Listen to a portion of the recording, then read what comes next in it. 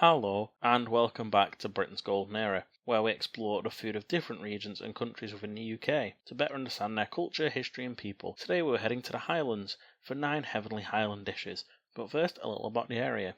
The Highlands is the most northerly point of the UK. It is directly bordered by the lowlands of Scotland to the south and the North Sea on every other front. It is known for Outlander, the Loch Ness Monster, and Braveheart, or William Wallace. The Highlands have their unique flavour palette, which is different both to the rest of Scotland as well as the rest of the UK. But without further ado, let's crack into our list. At number 9, you have the Highland breakfast.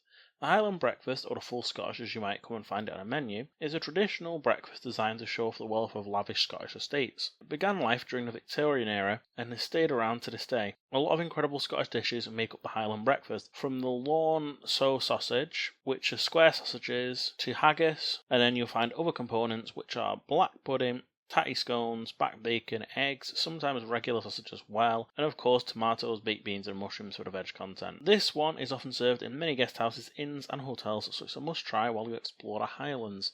It's very easy to acquire. At number 8 is Arbroath Smokies. Arbroath Smokies is similar to Craster's Kippers for our Foods of Northumbria video, which is on our channel now if you want to check it out. However, this Highland dish, instead of being a kipper, is haddock. It's a whole gutted haddock, hot smoked over a hardwood fire. Protected by law, true smokies feature a deep copper gold skin and exceptionally moist pale white flakes. The smoky was actually born 3 miles north of Arbroath in the tiny cliffside fishing village of Auchmeafie. The true cooking technique likely arrived with Scandinavian fishermen who settled in Angus centuries ago. Smoked fish is a massive staple of Norse culture. Local romantic legend claims that a cottage burnt down, and in burning it down it smoked the fish, with people then discovering the delicacy itself. However, of course, this isn't true. In the late 19th century, Arbroath's fishing industry was dying. The town council lured the Auchmeafie fisherfolk to Arbroath by offering them harbour space and land in the area known as the Fit O'Toole. They brought their unique smoking barrels with them, permanently cementing the name, the Arbroath Smoky.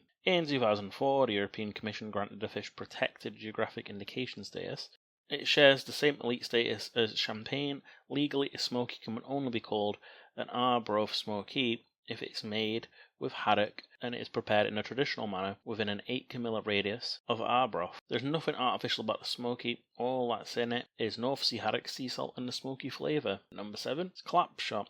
Clapshot is a traditional Orkney dish made by mashing potatoes, sweet and swede together with butter, chive, salt and pepper. Originating in the Orkney Islands, it is a hearty staple traditionally served alongside haggis, sausage or roast meats. It was developed as a way to use filling local and inexpensive crops that could be easily stored through the harsh cold island winters. The name is Orkneyan in dialect and likely comes from the phrasal action of making it. The word clap historically meant to mash or pat down, while the force required to mash the harder swede against the pot created a loud thumping sound like a clap of thunder or a shot from a weapon. Originally, it was eaten on its own with oatcakes or broth. Today, it is an essential accompaniment to haggis, especially during Burns night or a Burns supper. At number 6 is cock-a-leekie soup. Cock-a-leekie soup is Scotland's national soup, made by simmering chicken and large amounts of leeks together in a rich, clear broth, with the final product also featuring barley as well as a secret ingredient of prunes. It is a comforting, centuries-old staple that is famously served as a starter at a traditional Burns night or Burns supper. Despite being Scotland's national soup, food historians believe its earliest ancestors came from France during the Old Alliance, the historic diplomatic and cultural bond between Scotland and France. A French recipe for chicken and onion soup across the water. Once in Scotland, locals replaced the onion with native leeks, which grew in abundance in the cold Scottish winters. The dish was a genius way for peasant farmers to utilise a rooster or old laying hen that was otherwise too tough to roast. Hours of simmering in a pot over an open flame broke down the tough meat and extracted maximum flavour. The first recorded reference to the actual name cock-a-leekie appears in the House Book of Accoms 1737 in an entry noting a dinner that had cock-a-leekie fowls in it. Prunes were initially added in the 18th century to bulk out the nutritional value when the fresh winter vegetables or meat was scarce. Today the inclusion of prunes fiercely divides Scottish families. Some swear by them while others pick them right back out. Despite starting as a humble peasant dish, it grew so popular that it crossed social classes. In fact, cock-a-leekie was featured as a premier offering on the first-class passenger luncheon menu aboard the Titanic on April 14th, 1912. At number 5 is Stovies. Stovies is a legendary Scottish comfort food made from potatoes, onions, leftover meat, all cooked together in a single pot. It is the ultimate Scottish waste not want not dish, and also comfort food. Traditionally cooked up to utilise leftovers from a Sunday roast dinner. The word stovey comes from the Scots word stove, which means to stew or steam slowly in a closed pot with very little liquid. Rather than being boiled, the potatoes are cooked in the steam generated by the fat and meat juices. Historically, Monday was designed as washing day for Scottish households because doing the laundry by hand took up the entire day. The cook had no time to prepare a complex meal. Stovies became the perfect solution. A cook could simply toss leftover meat scraps, gravy and raw potatoes in a heavy pot, put the lid on and leave it to simmer slowly on the range. Traditionally, the pot lid was rarely lifted so the steam wouldn't escape. This meant that the potatoes on the very bottom would caramelise and turn crisp. In many working class families, children would fight over these delicious crunchy bits at the bottom of the pot. No matter how it is prepared, true Scottish stovies are almost always served alongside oatcakes and occasionally a glass of cold milk or pickled beetroot. At number 4 is Cullen Sikink. Cullen Sikink is thick, velvety Scottish soup made from smoked haddock, potatoes, onions and milk. It is one of the most famous and beloved dishes in Scottish cuisine, originating from the north-east coast of Scotland. The soup was born in Cullen, a small picturesque fishing village on the Moray Firth coast in the Scottish northeast. The word skink is an old Scots word meaning shin, knuckle or column of beef used to make soups and broths. In the late 19th century and early 20th century, the Cullen area suffered from economic hardships, making beef scarce and too expensive for local working class families. However, the village was a thriving hub for curing and smoking of haddock. Out of necessity, locals swapped the expensive beef for abundant and cheap smoked fish, creating a local variation of the soup that tastes so good it completely replaced the original. What started as a humble local dish to survive hard times is now celebrated worldwide. Cullen is so proud of its creation that the village hosts the annual Cullen Skiing World Championships, where chefs travel from all over the world to compete for the title of Best Traditional Soup Maker. At number 3 is Haggis, Neeps and Tatties. Haggis, Neeps and Tatties is the ultimate national dish of Scotland. It is the quintessential Scottish dish. It combines a rich, crumbly, and highly seasoned savoury pudding with haggis, with side-by-side servings of mashed potato and mashed turnips, neeps and tatties. It is the iconic centrepiece of the festive celebration across the country when it's Burns night. While modern eaters might view offal with scepticism, haggis was originally born out of pure practical survival.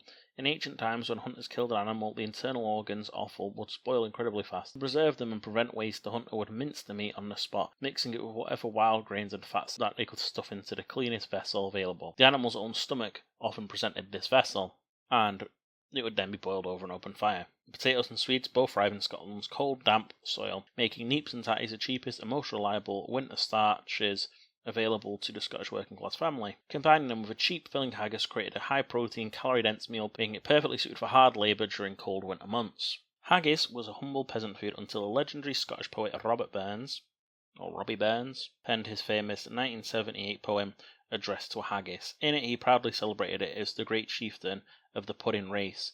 When Burns died, his friends hosted a dinner in his memory, serving the dish whilst reciting his poem. This gave birth to a global tradition of Burns Night every 25th of January. If you're trying to order authentic Scottish haggis in the US, you won't find it.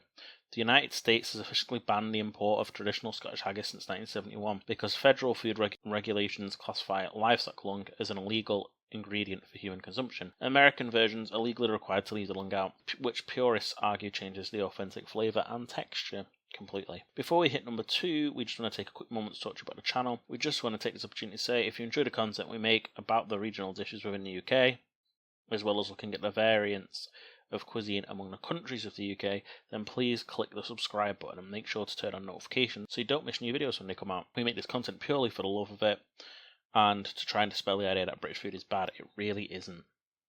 At number 2 is Highland Whiskey. Highland Whiskey is a sneaky placement on this list, but you can't talk about the foods of Highlands without mentioning it. Highland Whiskey is a diverse category of single malt Scotch whisky produced north of the historic Highland line, in Scotland's largest whisky producing region, spanning from the rugged north coast to the southern glens. It is known for the robust, full-bodied flavours that range from sweet and mild to salty and subtly smoky. The formal boundary of the regions were established by the Wash Act of 1784, which drew a line across Scotland separating the Highlands and the Lowlands for tax purposes. Because the remote Highland glens and misty mountain ranges made it incredibly easy to hide from the English excisemen, tax collectors, the region became a massive haven for illicit underground distilling. Whilst the Lowlands distilleries produced massive quantities of cheap industrial grain spirits to keep up with heavy taxes, The illicit Highland moonshiners took their time. They distilled slowly in tiny, hidden copper pot stills, using pure local barley. The underground illicit Highland whiskey tasted so rich and superior that London's wealthy actively paid smugglers to sneak it across the border. Before the 1823 Excise Act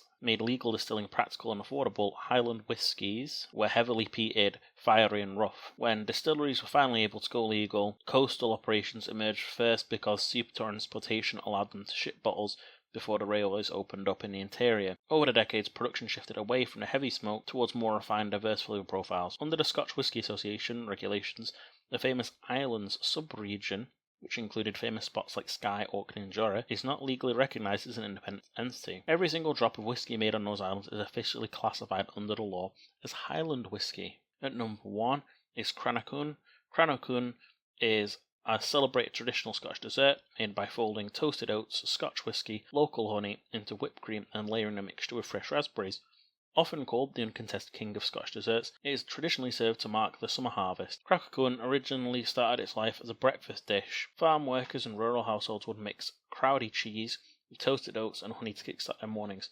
During the peak of the raspberry harvest, people began tossing fresh berries into their morning oats and cheese. Over time, luxurious whipped cream and a generous splash of whiskey replaced the basic breakfast staples, transforming it into a festival dessert. The word Cranachan comes from the Scots word meaning to churn, a direct nod to the traditional word churn used to make the fresh cream or crowded cheese. Historically, Cranachan was an interactive meal, hosted out of separate bowls, a bowl of various ingredients, and let people build and layer their own portions to their specific tastes. And there we have it, 9 heavenly Highland dishes for you to try on your next trip to the Highlands. Whether you want to see the Loch Ness Monster, climb the UK's highest peak, or camp in the wild that the Highlands has in abundance, the Highlands has a lot to offer and many wonderful foods and drinks to try along the way. If you enjoyed this video and like what we do, please subscribe and drop a like. If you're planning a visit to the UK, check out our Foods of the UK playlist, wherein we have videos about the foods of Wales, Northern Ireland, Cornwall, Yorkshire, the Lake District, the Peak District, as well as some of the more industrial heartlands such as Northumbria, as well as Lancashire,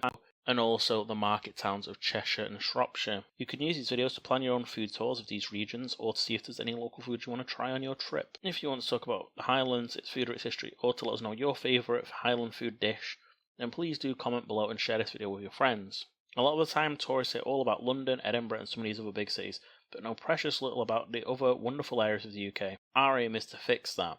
Next time, we're heading to the lowlands of Scotland, so look forward to that. Thank you for sticking with my pronunciation across the video.